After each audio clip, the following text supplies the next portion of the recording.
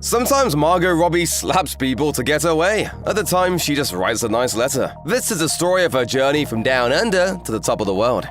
Margot Robbie was born on July 2, 1990, on the Gold Coast of Australia, the daughter of a sugarcane magnate. Her father Doug left when she was very young, resulting in a strained relationship between the two. But she still has him to thank for her upbringing on a rural farm and for her education at private schools. Despite having a rich father, Robbie and her mom Sari Kessler struggled to get by after he left. Robbie picked up odd jobs to make ends meet, including at the fast food chain Subway. She was initially tasked with slicing vegetables and cleaning cutlery, but then she was promoted to the sandwich line. As she recalled to Vanity Fair in 2014, "I was really good at it. I make a mean Subway. The trick is to spread everything evenly out and cut it so well that there is never a bad bite." Robbie's other jobs included catering, warehouse work, and a stint at a pharmacy. Then after she landed her first big acting gig on an Australian soap opera, Subway hired her to star in a commercial. Fans outside Margot Robbie's home country of Australia probably think of her mainly as the avatar of American celebs Tonya Harding or Sharon Tate. But back home, she's perhaps even more beloved for her work on the long-running soap opera Neighbours, on which she played Donna Friedman. The character became a fan favorite thanks in part to positive bisexual representation and Robbie's obvious star power. Originally cast as a one-off role, Donna soon became a recurring character. Robbie ended up staying on the show for 3 years, but then in 2010 she left Australia to pursue a career in Hollywood. As she told TV Week, "I want to go to America. It's always been my goal to work in Hollywood. It's the one stage in my life where I have absolutely nothing holding me down." Years living on Ramsey Street were honestly some of the best of my entire life. After Margot Robbie jetted off to Hollywood, she initially landed a few small movie roles, and then everything changed when director Martin Scorsese cast her in the 2014 crime epic The Wolf of Wall Street. She starred opposite Leonardo DiCaprio, whose deranged energy she matched beat for beat. Robbie reportedly got the part by slapping DiCaprio in the face during her audition, a move that was actually not in the original script. As she recalled to Harper's Bazaar, "In my head, I was like, you have literally 30 seconds left in this room, and if you don't do something impressive, nothing will ever come of it. It's a once-in-a-lifetime chance. Just take it." And thus, that one slap set in motion a storied career that has seen Robbie land iconic role after iconic role. When Robbie signed up for 2016 Suicide Squad, she didn't know much about the character of Harley Quinn. As she admitted to the Washington Post, "I wasn't familiar with the comics. I'd vaguely heard of them, but I had no idea that there was such a big fan base for Harley."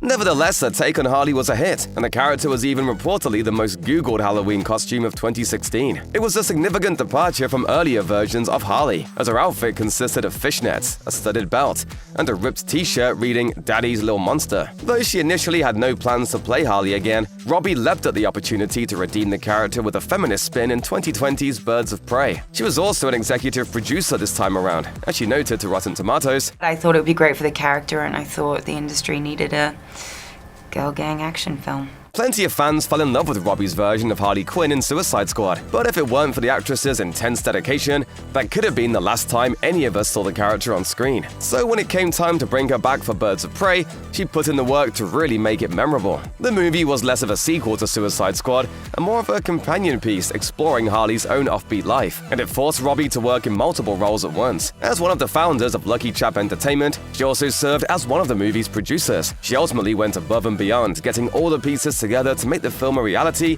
and committing to the role so much that she did most of her own stunts. Robbie wanted to do as many of her own action sequences herself as possible, and she brought that same energy when she played Harley once more in 2021's The Suicide Squad. Her biggest scene in that outing involves gymnastic-level flexibility as she uses her feet to pick a lock before escaping from a prison cell, and she did almost all the work on her own. She is like a human Swiss Army knife. After Margot Robbie made the jump from TV star to movie star, she didn't stop there. In between Wolf of Wall Street and Suicide Squad, she was laying the groundwork for the next phase of her career. As she explained to Harper's Bazaar in 2018, "I didn't want to pick up another script where I was the wife or the girlfriend, just a catalyst for the male storyline. It was uninspiring." Her part in Wolf of Wall Street may have skyrocketed Robbie to fame, but it wasn't exactly the kind of role she was keen on playing over and over again. So she decided to solve that problem of potential typecasting by starting her own production studio. Lucky Chap Entertainment began operating in 2014, and it's grown significantly since then. Not every one of its films have been smashing successes, but some, like I, Tonya and Promising Young Woman, have won over critics, general audiences, and awards groups. A few years after Wolf of Wall Street, Robbie starred in another film that was just as important, if not more so, in the overall transformation of her career. Released in 2017, I, Tonya marked a number of firsts for her. It was the first time that she'd played a leading role, and it was also the first time that her production company, Lucky Chap Entertainment, helped bring a project to life. In many ways, it was a make-or-break moment for the company. Written by Stephen Rogers and directed by Craig Gillespie, the biopic follows the life of figure skater Tonya Harding, so Robbie had to put in some extra work for this particular movie by learning how to skate. Ultimately, the actress and her team struck gold with I, Tonya. It was a modest hit at the box office and a major player at the Oscars, with Robbie nominated for lead actress and her co-star Allison Janney winning for Best Supporting Actress. I was loved for a minute.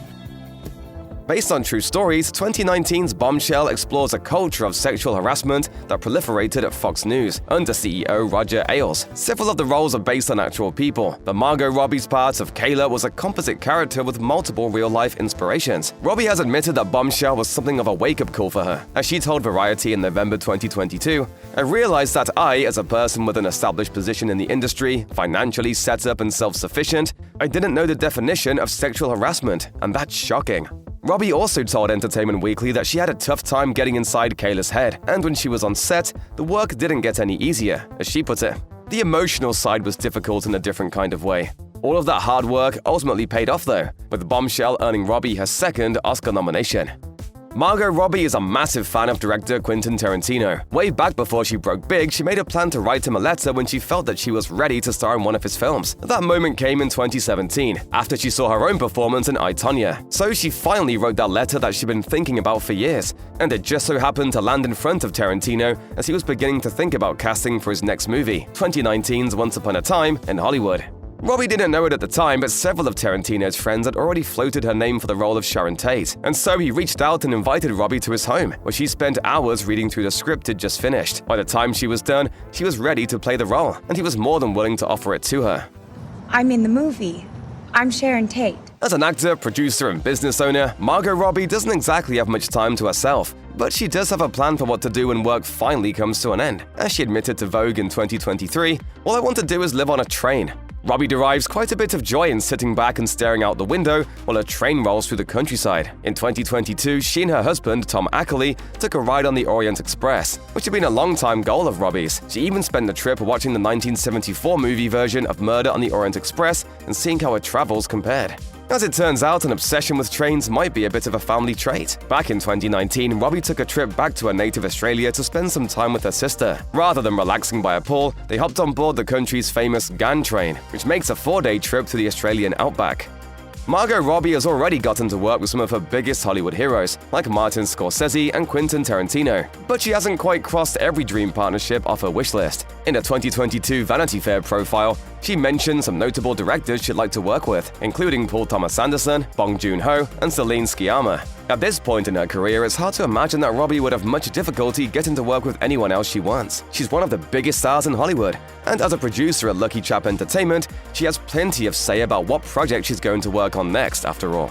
Despite the enviable position she finds herself in today, Robbie still feels just as excited about getting to work as she did during her early days on Australian TV. As she admitted to Net-a-Porter in 2018, "I've been on sets for pretty much the last 10 years and I still walk on and think, this is so cool! Look at that! That's amazing! Oh my gosh!"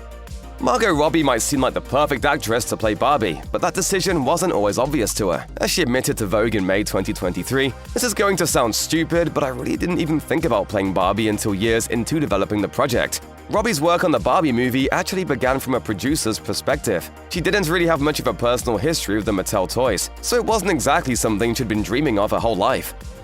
I think we want, more than anything, everyone to kind of have the experience they want to have. Robbie helped get director Greta Gerwig involved in the project, and the two of them started brainstorming ideas for who fit their idea of the character. The first person on that list was actually Gal Gadot, as they believed that she embodied Barbie energy. Ultimately, there ended up being multiple versions of Barbies in the film, although Gadot isn't among them, and with Robbie taking the lead, she fits into the role as well as Barbie fits into her dream house. While it wasn't the plan from the beginning, it definitely seems like it was always fated to go this way.